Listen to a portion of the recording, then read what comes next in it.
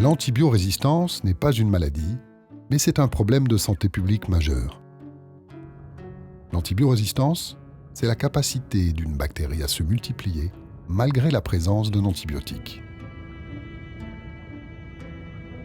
Certaines bactéries sont naturellement résistantes à certains antibiotiques, alors que d'autres, normalement sensibles à un antibiotique, peuvent devenir résistantes. Deux mécanismes peuvent expliquer ce phénomène. Dans le premier cas, le chromosome qui porte le matériel génétique de la bactérie mute sans raison. Les antibiotiques agissent sur un point cible de la cellule bactérienne. La mutation du chromosome de la bactérie modifie le point cible, empêchant l'antibiotique de se lier à la bactérie pour la détruire.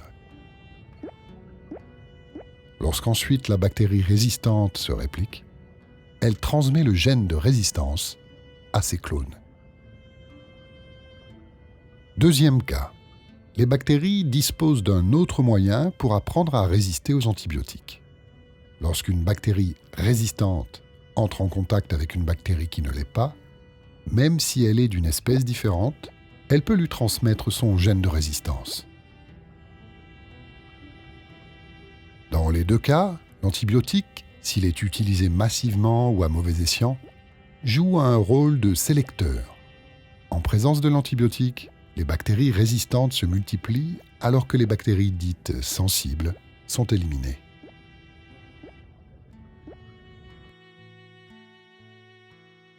Une personne infectée par une bactérie résistante peut transmettre la bactérie et donc le gène de la résistance à son entourage.